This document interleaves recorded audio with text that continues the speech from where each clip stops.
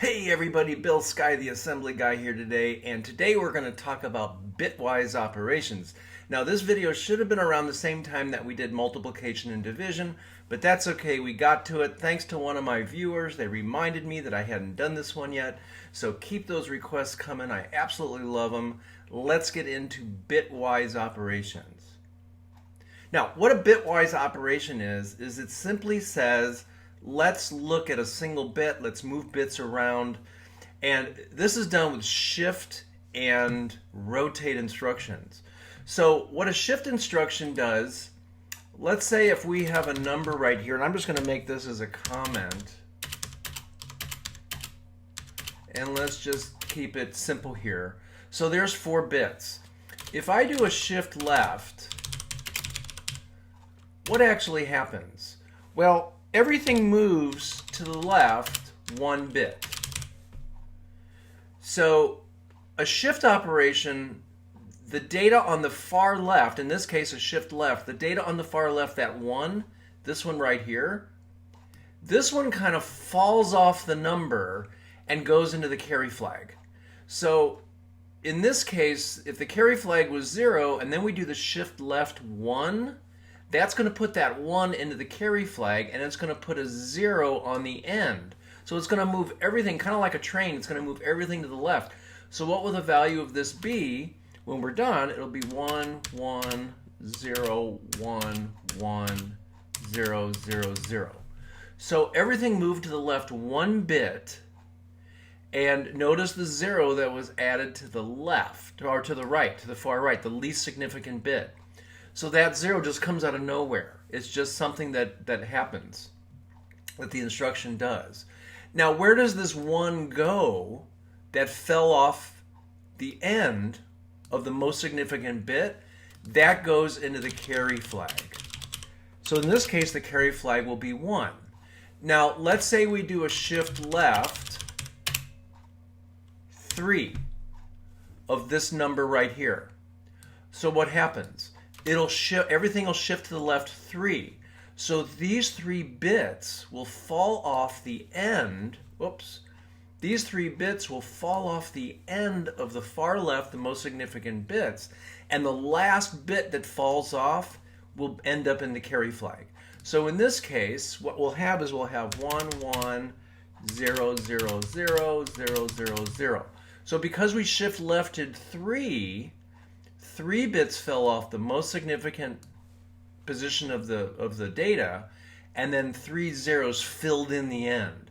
So in this case, what will be left? We'll have a carry flag of 0. Why 0? Because 0 was the last thing to fall off the edge. Think of it kind of like lemmings at the top of a cliff, right? The very last lemming gets caught by that carry flag and doesn't fall to its death. Oh my God, is this depressing. And if you don't know what lemmings are, look it up on the Google. I love saying the Google, but look it up and see what that means, what that's all about. So anyway, and then it just fills in the end with zeros. So this is what I call a destructive shift, a destructive bitwise operation. Now let's take a look at the shift right. So what will a shift right? So if I say shift right 1, what will happen? Everything will be shifted to the right 1, and the least significant bit, or the last bit that shifts right, goes into the carry flag. It's a lot like the shift left. So what will happen is everything will shift to the right. So what will we have here? And before I say what we'll have here, it fills the left this time. It fills the most significant bit with a 0. So in this case, it'll be 0, 1, 1, 1, 0, 1, 1, 0. And then the carry flag will be equal to 0. Why? Because this 0 fell off the least significant bit. What else can we do? I can say shift right, let's say shift right 3. So, or let's say shift right 2 in this case. So this number right here will now shift to the right 2 bits, and it'll drop this into the carry flag. And then it'll drop this into the carry flag. And since we only are shifting right 2, 1 will end up in the carry flag. And what will actually happen to the left, zeros will fill in those 2 bits. So you can say that 2 zeros will be placed there. So what we'll have 0, 0, 0, 1, 1, 1, 0, 1. And the carry flag will be equal to 1. Now in ARM assembly, the bitwise operations don't affect the carry flag, which I always thought was kind of strange because the shift operations are awesome to interrogate certain bits of a number. So take a look at that video when I get that out there. So let's actually do this. So what I'm going to do is I'm going to go here and I'm going to, now this is a 32-bit application, so I'm going to move into AL. Now we're using the smaller registers so we don't have to have so much data. So we're going to move into AL and let's put that number in. I think a 1, 1, 1, 1, 1, 0, 0, 1, 0, 1, 1. Is that 8? Okay, so we're off by 1. Okay. And let's put a B at the end.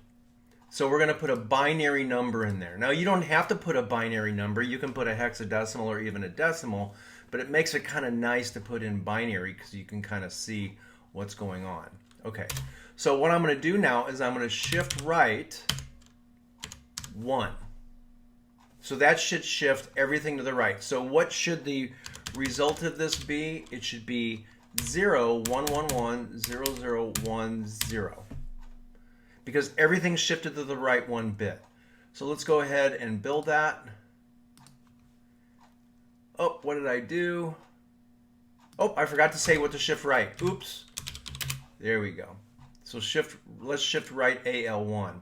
Now before we do that, I'm going to move into EAX0. Now if you're on a 64-bit, you might want to use RAX. So I'm going to say clear EAX, move a binary number into AL. Okay. So let's go ahead and make this. All right. Let's go ahead and run it. Now I'm going to debug this. And let's see how effectively we can do this. Okay, so I'm going to put a breakpoint right on this move 0. Let's look at registers. Okay, EAX is already 0, but that's okay. So we'll go ahead and 0 it out. Now we'll put 111-00101 into AL, and it looks like it's 229. Now, unfortunately, I can't look. Can I look at this as binary? Yep, I certainly can. So there it is. So there's our 111-00101.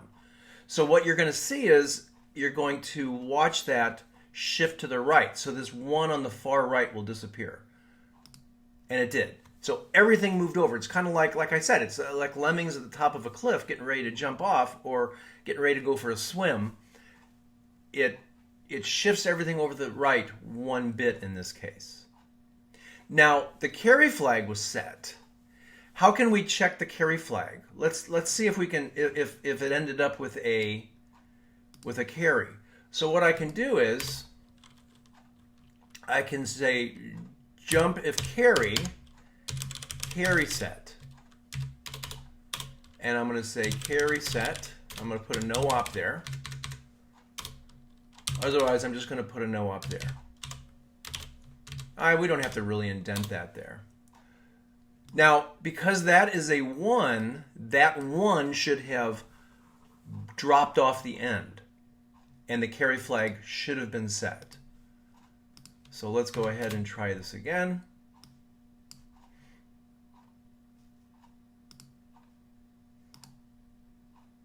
And let's look at this as a binary. Again, this is on Linux. I don't think you can look at the registers as binary on Visual Studio on Windows. So there's our 111-00101. I'm going to shift right 1. That 1 on the far right fell off, went into the carry flag. If it did, this jump carry should take us down to here. Let's say if it does, boom. So the carry flag was set. So let's do one more of those.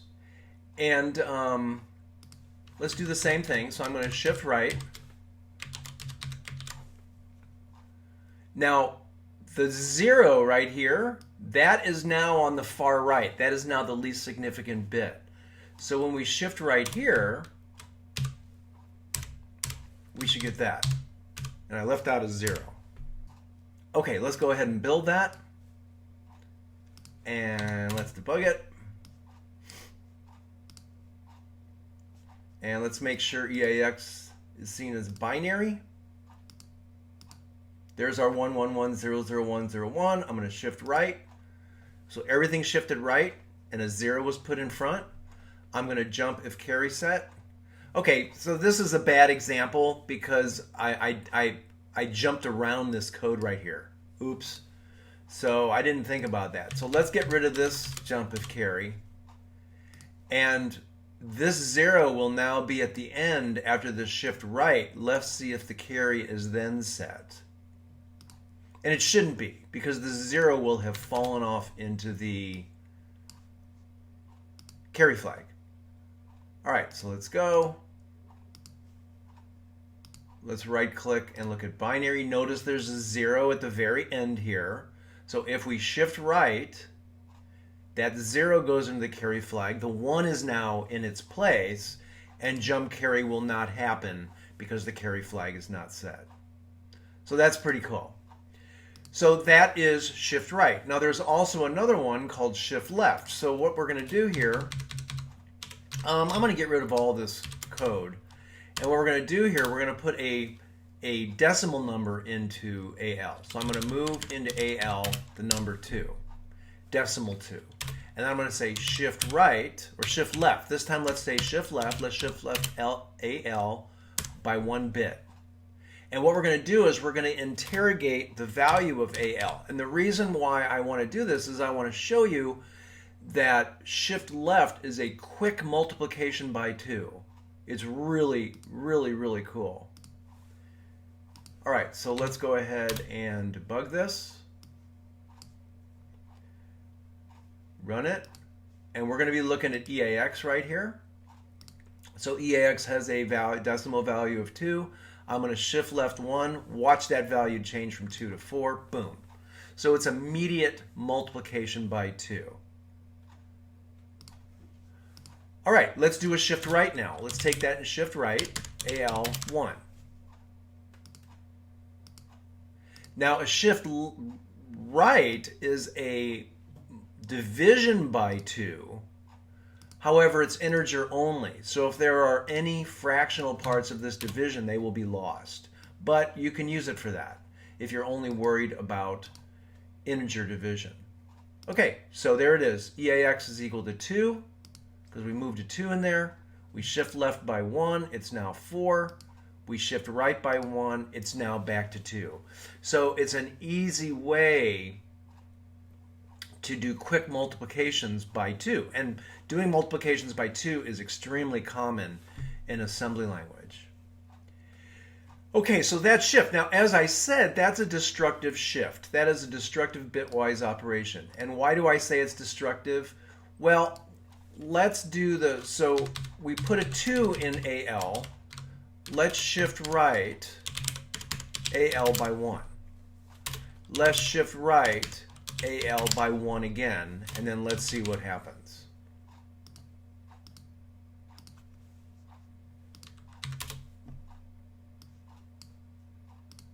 All right, now we're going to look at EAX as binary, so we can see it's got 0 in there. So I'm going to move a 2 in there. We've got a bit turned on at the far right, to the left 1.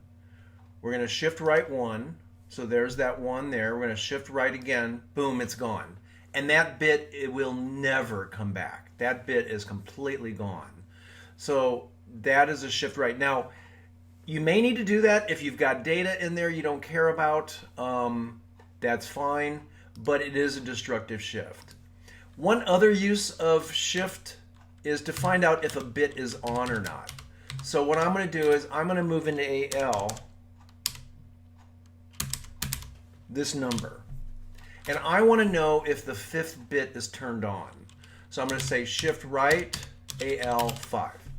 So I want to know if the 5th bit is turned on. And I'm going to say jump to if carry to carry set.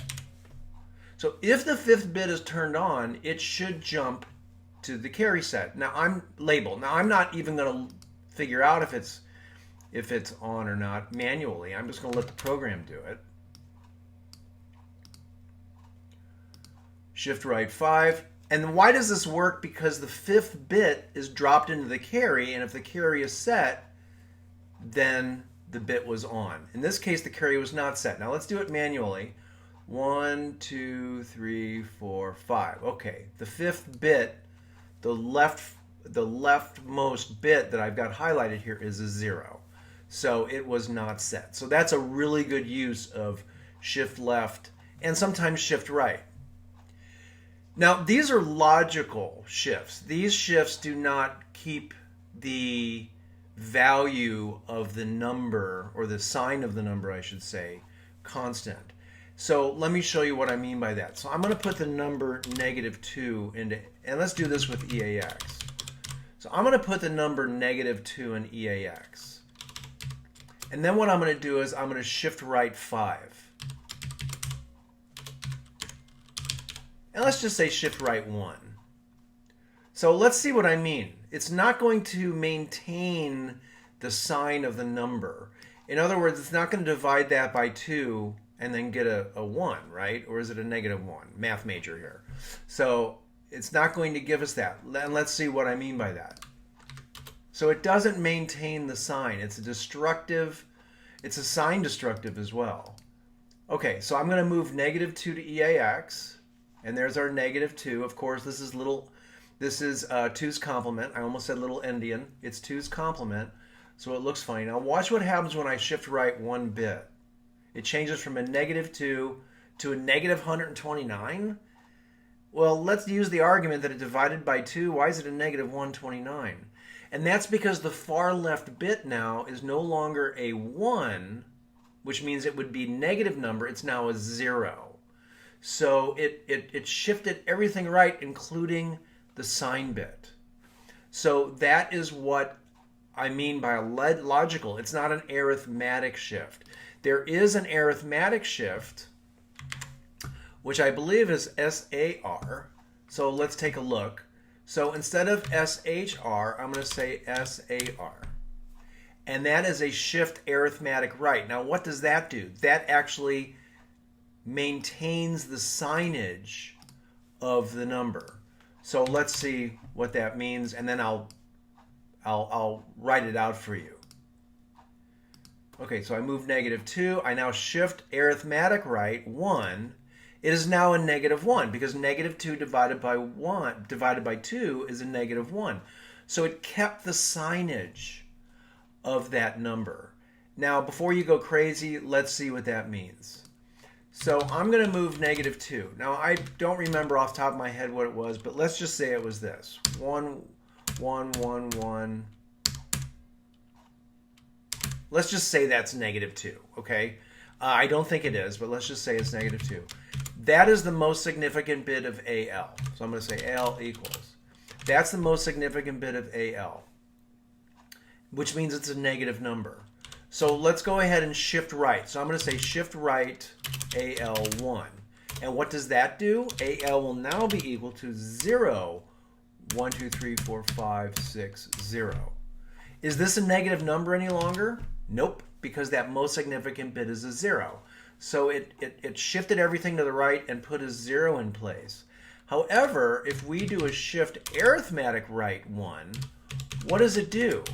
What it does is it moves all of these to the right 1 bit, but instead of filling up the most significant bit with a 0, it fills it up with what the most significant bit was before the shift. So because it's a 1, it will put a 1 in there, and then it'll shift everything to the right, which would be 1, 2, 3, 4, 5, 6, 7, 8. So it will put everything in, shift everything to the right, and then instead of filling it up with a 0 on the far left, it'll fill it up to whatever the most significant bit was. So that is kind of like it takes that most significant bit, puts it at the end, shifts everything to the right, and moves that over into the most significant bit again. So it maintains its negativity in this case.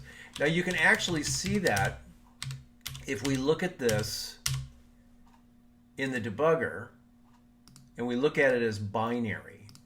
So let's go ahead and look at this as binary. Whoops,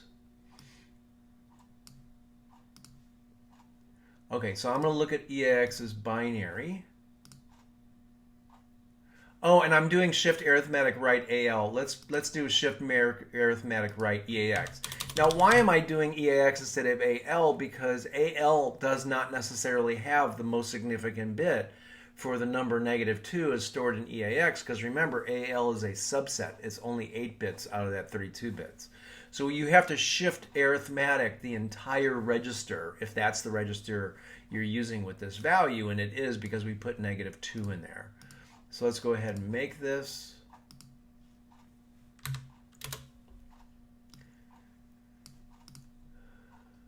Let's run it, and we're going to look at EAX as a binary number.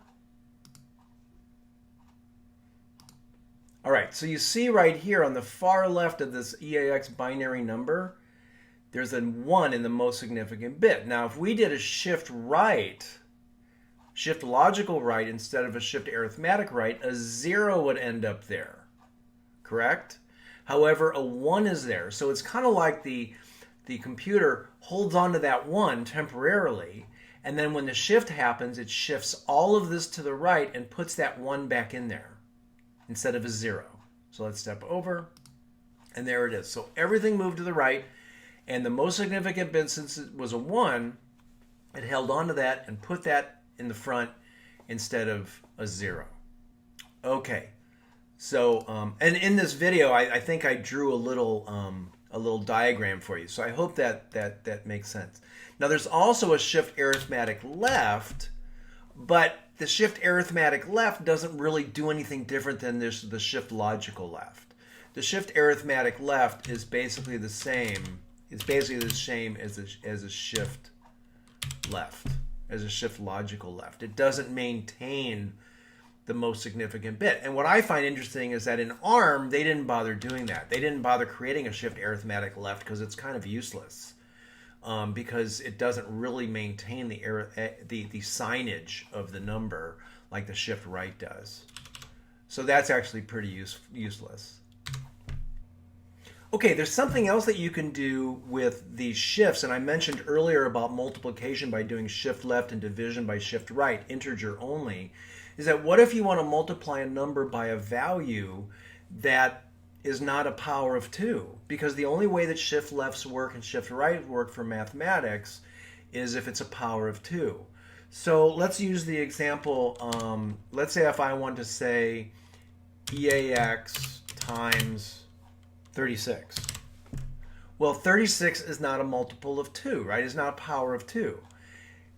So how do we do that? Because 36 is a little bit more than 2 to the 5th, and it's a little bit less, or it's a lot less than 2 to the 6th.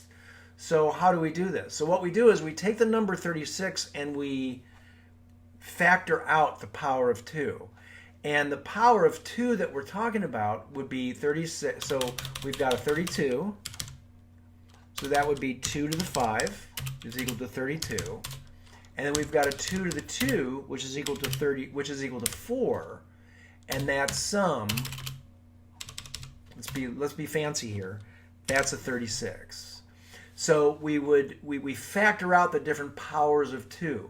Now, what if I wanted to do it by 37? Well, we would do 32, we would do 2 to 5, which is 32, 2 to the 2, which is 4, and then we would simply increment by 1, and that takes us to 37.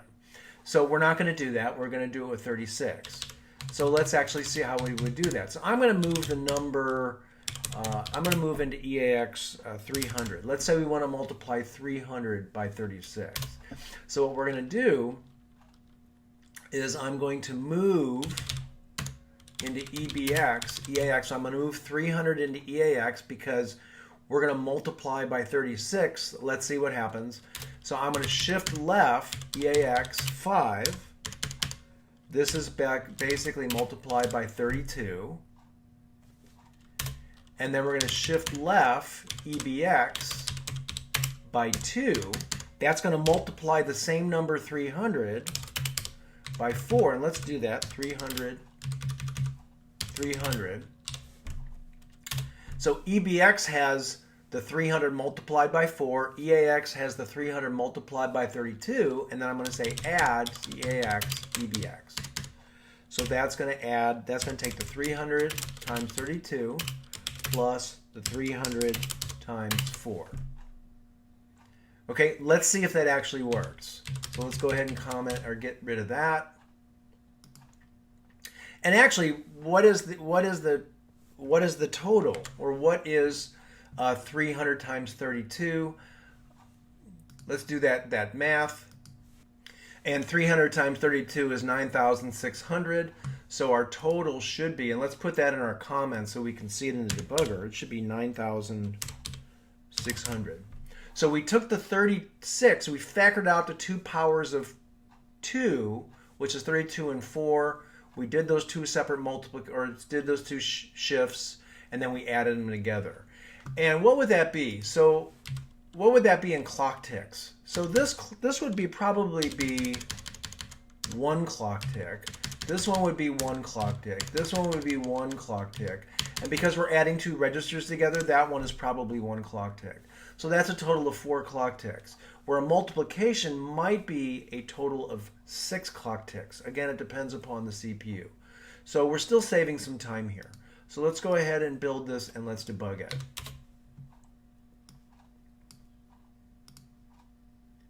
Okay, so we moved 300 into EAX. We moved that same value into EBX because we have 2 factors that we have to multiply. So we're going to shift the first one, EAX, by 5, and you can see that's 9,600. Now what we're going to do is we're going to shift left EBX by 2. That gives us 1,200. And then we go ahead and we add those together, and that gives us 10,800. Now, I actually made a mistake here. I was actually multiplying 300 by 32. And I just love this this little calculator on Linux called Speed Crunch. So I'm going to say 300 times 36 because we were doing 36, and that's 10,800. So again, we took the 36 that we were multiplying 300 by, we found the 2 factors of 2, or we found the 2 power of 2 numbers that when added together, and this uses the distributed property of multiplication. And by doing that, we've actually made our code a little bit faster. And for, some time systems, that's pretty important. Okay, the last thing I want to talk about is the roll instruction. The roll instruction, or the rotate instruction, the rotate instruction will take a number and rotate it around.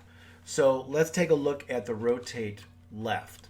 So rotate left, what that will do is, let's get a number here, 1, 1, 1, 1, 0, 0, 0, 0. Okay, so rotate left, what is that going to do? That's going to take the leftmost bit, it's going to rotate it to the end and shift everything to the left. So what will that give us? That'll give us 1, 1, 1, 0, 0, 0, 0, and here's the 1 from the left. So it rotates it around. It is a non-destructive bitwise operator. Let's do that rotate left again. It'll take the 1, put it here at the end, and move everything to the left. So we'll get 1, 1, 0, 0, whoop, 0, 0, 0, 0, 1, 1. It took that 1 that was here and it rotated it to the right. So if you do enough rotates, you're going to end up with the same number. So let's do one more. It's going to rotate to the left. So 1, 0, 0, 0, 0, and now we have. So you see, if we do enough rotate lefts, we get the same number. So let's do that. So what I'm going to do is I'm going to move into AL, and let's do that. 1, 1, 1, 0, 0, 0, 1, 1. Binary. Okay? And let's do a rotate left, AL1. And let's do 8 of those. And then let's put a no op there. Let's put a no op here. And what you're going to do is you're going to see that that number is going to slowly get closer to what it originally was until it's exactly the same. Okay, let's debug this. Okay, so let's right click on this and let's look at it as binary. Actually, let's look at it as just the default.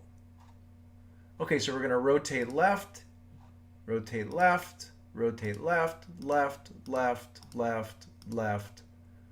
The last rotate, we're back at 227. So it's a non-destructive bitwise. Now, one other thing about the rotate left in x86 is that the bit that it rotates back to the end, that is copied into the carry flag.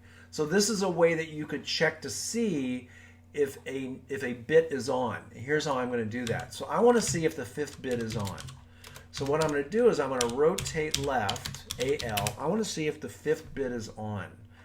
Now, actually, I think rotate right might be better, and rotate right does the same thing, except it rotates it to the right.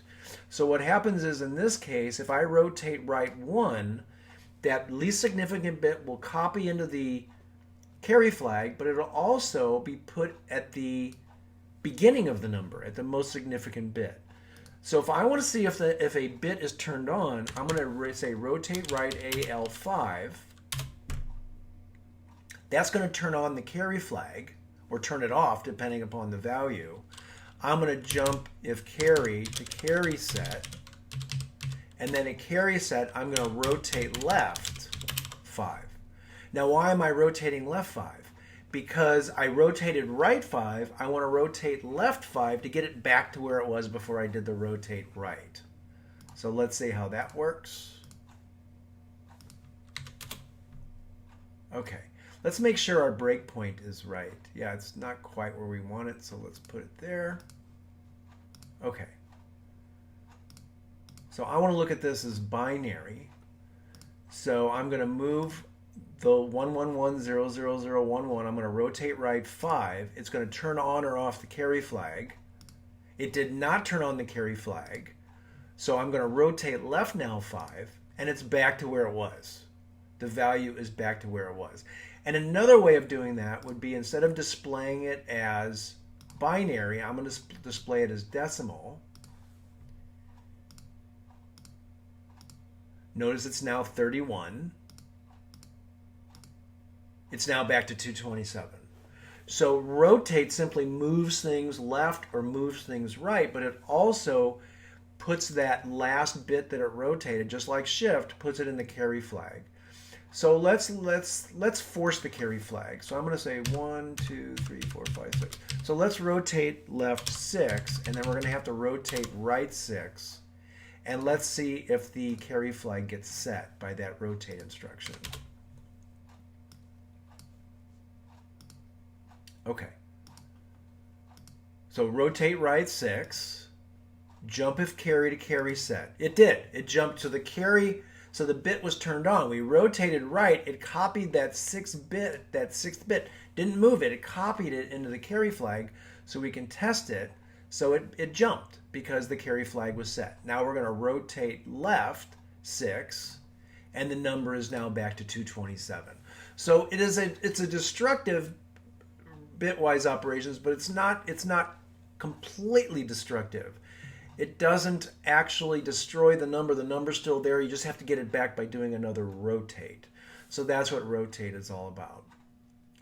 Now, there's one other thing that you can do, is that you can rotate with carry, and that isn't used very much anymore, I do not believe, simply because we have such large registers today.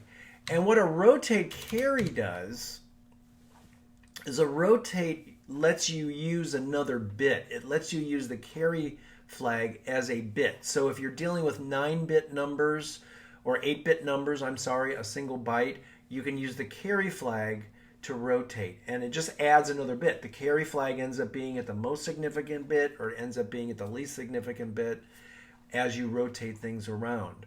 So again, that isn't used too much. If you have a request to see that, I'd be happy to show you more about that, but it just isn't used a whole lot anymore. It just adds another bit. So if you've got a 32-bit application and you use the rotate carry instruction, then that would give you 33 bits instead of just 32 bits. Now I will show you the syntax for that. So the rotate carry right, it would be RCR. So what that's going to do is, that's going to give, so let's say we have a number like this. And the carry flag will be over here. Let's say it's a 0. So a rotate carry right, what it's going to do is it's going to take that carry flag, it's going to move it. So let's do a rotate carry right 1. And let's say this is AL. Okay? So what it's going to do is it's going to take this number, it's going to put it at the beginning because we're rotating right. It's going to move everything over. And then carry flag is going to get the 1 that was right here. So it gives you an extra bit to do things. A rotate carry left, that's going to do the same thing, except the carry bit is now kind of over here on the left.